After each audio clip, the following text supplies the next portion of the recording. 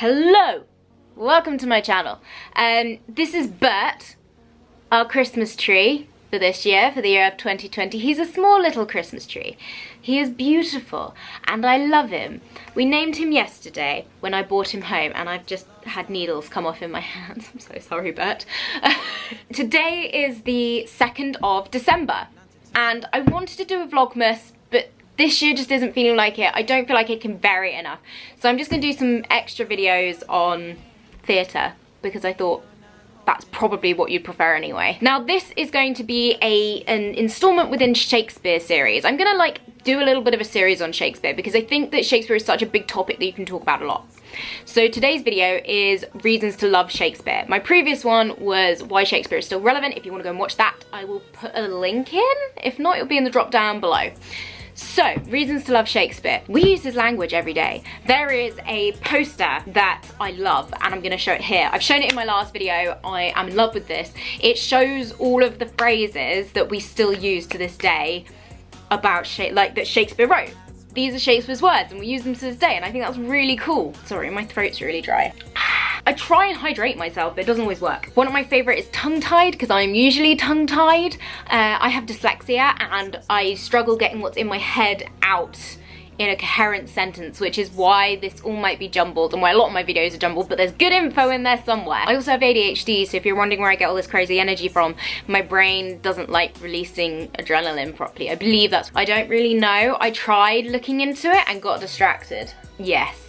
Ooh, the dishwasher just finished. Good riddance, one fell swoop. There's quite a few different ones, and that's one reason that I love Shakespeare, is that we wouldn't have these really cool phrases or turns of phrase if it weren't for Shakespeare. Another reason to love Shakespeare is that's where my name comes from. Imogen comes from Cymbeline. If you don't know Cymbeline, go and find it. It is amazing.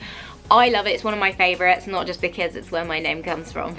But it's one of Shakespeare's lesser known plays. However, it's really, really good, and I would love to go into in depth in that at some point through a video with you guys. But I feel like when I'm talking about Shakespeare, I need to bounce off someone else. So I'm going to see if I can find another actor to do a bouncy offy chat with me in depth about Shakespeare, about specific plays, or a director. Somebody within the industry who is within the Shakespeare realm is my idea at some point to do. This is squash. I think to my mind, another reason to love Shakespeare would be that you can always in some way relate to his work. You will at some point in your life more than likely be in the position of one of his characters, and there is that camaraderie there that you aren't the only one. And another reason to love Shakespeare is that this guy has managed to put these life events down on paper and make them relatable, and I love that. And another one that I love about Shakespeare is that no matter what language you speak, and no matter whether you understand the language that Shakespeare speaks in, you can understand it if it's done well on stage. And that's something that makes me melt, is being able to watch Shakespeare and just understand it without having to think about the language. Not that I really do think about the language too much. My granddad used to read me Shakespeare from the second I could understand any form of the English language, so to me it's always been there in my life. But I think he leaves a lot for the actors to imagine themselves and to play on, and that to me is a really lovely part of it, that he gives you the building blocks for an incredible play, and then the actors make it, yeah. It's all the little subtleties in life. Another reason that I love Shakespeare is I think that his humour is so on point politically, but especially for the time that he wrote a lot of his plays. There's moments when, of course, well, you might not know, but back then women weren't allowed to be on stage, so the men played the ladies' roles. And you have all this cross-dressing in a lot of Shakespeare's plays. So it's actually a man playing a woman, playing a man, playing a woman. And it's just he was very progressive for his time. And it makes me smile that throughout history there have been people who have defied the social norms and allowed people to be who they want to be, or felt that they should be able to be who they want to be. And I'm a big supporter of that. He was under no illusions as to what was happening at the time in his life, and he writes that into so many of his plays and into the characters. The same way a lot of authors base people off of their surrounding world and the people that are around them. And that for me was brilliant. There's always going to be those people whose families don't like each other that fall in love, and there's always going to be people that sort of don't like each other but do like each other. I mean, I talk about the love aspect because that's the sort of stage that I am in my life. In As You Like It, you've got the All the World's a Stage speech spoken by Jacques.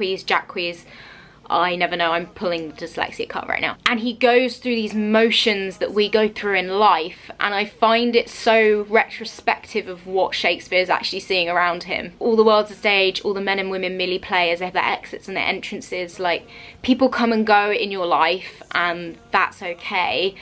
But then he goes, you know, through these like stages of your, like, go from the infant mewling and puking in its mother's arms, I think is the right one. You know, he's talking about being a schoolboy, and then slowly towards the end, it's sans teeth, sans eyes, sans taste, sans everything, and it's so beautifully said and yet so accurate. And I find it's a good way of looking at your life and looking at how you feel. Sorry, that took a bit of a very deep turn, didn't it? Another reason to love Shakespeare. He gets in deep with the nitty-gritty of life and doesn't hold back. There are so many different types of characters, so many different types of people and relationships, and I think that's why it's so important that it's still taught today in schools. I don't think it should be taught in a sense that it's English and you have to write essays about it, because that totally draws the fun out of it. However, I think being able to understand the way people connect, how lives can turn out, there are consequences in a lot of Shakespeare's plays. You know, he doesn't hold back, and I think for young people that's so important to learn and find out and explore. And I think that that's the reason why Shakespeare's works have stood the test of time, because they are so relatable. Even if you pull the situations out of the historical context, there are still people experiencing those situations today, which I find really cool and really interesting. Sadly, in my life, my father is not a monarch, but I'll take it. You need to know Cymbeline to understand that one, sorry. I'm gonna give you one final reason to love Shakespeare, because I can't let this video go on forever, because let's be real here, if I could, it would go on for a very long time. My last and final reason is that Shakespeare is such an incredible man in that he was years and years, if not centuries, ahead of his time. And to acknowledge that there were people who felt that way back then, I think that's incredible. People who were progressive, open-minded, and I think it teaches us in some ways to be like that today, to be open-minded, to keep ourselves as an open book, ready to read the world. Is that, yeah, I know what I mean, but ready to absorb and take in all of the information that's around us and make a guided judgment, not just straight away making a snap judgment on people and their lives and how people want to lead their lives. It's being open and understanding, and I think that those are the main things I've taken away from Shakespeare. And I always find something new in his work. Every time I read it, there is always something new, always something to be discovered or uncovered, and there are so many ways that you can play his characters and explore the worlds that he's created. So yeah, I'm gonna leave you with that one. Thank you for watching, I hope you've enjoyed this, and I am going to be doing much more in the way of theatre-wise. I want to be doing some more theatrical play reviews, because I think that's really cool and important too. And I'm sure you will enjoy that. If there's anything else you want me to talk about with Shakespeare-wise, let me know in the comments below, or send me an email if you don't want to make a comment, that's totally fine. Emails and things are linked below, or message me on Instagram. I'm usually better at that. I check my Instagram more than I check my emails. If you want that though, my Instagram is IMOGENDSC. So it's really simple, same as the name of this channel, nothing too crazy. Hopefully I shall see you through this lens another time very soon. Thank you for watching. Bye. Oh, I didn't do the scoop, did I? I do the skew thing.